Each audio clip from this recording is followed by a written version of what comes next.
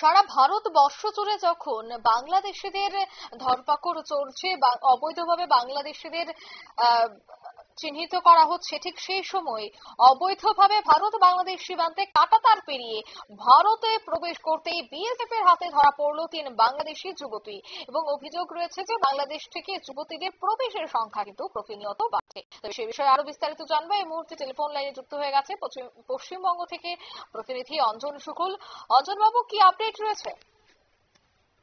সারা ভারতবর্ষ জুড়ে যখন বেছে বেছে অবৈধ বাংলাদেশিদের ধরপাকড় চলছে, ঠিক সেই সময় অবৈধভাবে ভারতে বাংলাদেশের সীমান্তের কাঁটাতার পেরিয়ে ভারতে প্রবেশ করতে বিএসএফ এর হাতে ধরা পড়ল 3 বাংলাদেশি যুবতী।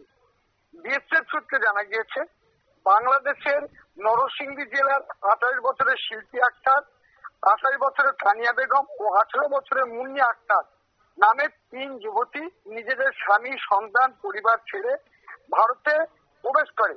মুম্বাই শহরে কাজের উদ্দেশ্যে নিয়ে ব্যাগ গুছিয়ে বেরিয়ে পরে ভারতে আসার জন্য প্রবেশ করার পরে কিন্তু সীমান্তের কাঁটাতারের পাশেই বিএসএফ লক্ষ্য করে এবং সেখান থেকে তাদেরকে গ্রেপ্তার করে।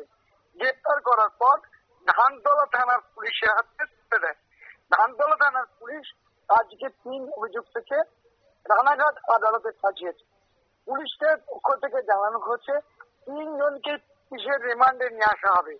যে বাংলাদেশ থেকে তারা কিভাবে তারকাটা পেরিয়ে এদেশে এসেছে, কোন দালাল মারফত তারা এসেছে এবং এদেশে তাদের যে কাজ অর্থাৎ আধার কার্ড তৈরি করে দেওয়ার কথা ছিল সেটা কে করে দেওয়ার কথা বলেছিল, কত টাকার বিনিময়ে সেটা করে দেওয়ার চেষ্টা করেছিল, সেগুলো কিন্তু টোটালটাই কিন্তু জানার চেষ্টা করবে।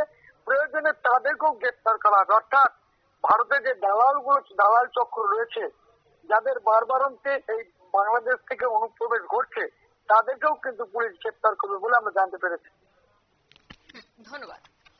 অর্থাৎ যারা দালাল চক্র রয়েছে তাদেরকেও কিন্তু গ্রেফতার করার এই মুহূর্তে পুলিশ চেষ্টা করছে। তবে বাংলার নদিয়ার ধানতলার দত্তপল্লীর সীমান্ত থেকেই এই 3 থেকে 4 জন মহিলাকে ধরা হয়েছে এবং প্রতিনিয়তই কিন্তু বাংলাদেশ থেকে প্রচুর সংখ্যক যুবতীরা প্রবেশ করছে অবৈধভাবে এবং খুব দ্রুত যেন প্রত্যেককেই চিহ্নিত করা হয় সে দাবিও কিন্তু তুলছে শুভবুদ্ধি সম্পন্ন মহলে। নিয়ে নিয়েছে ছোট্ট একটি বিজ্ঞাপন বিরতির, সঙ্গে থাকুন।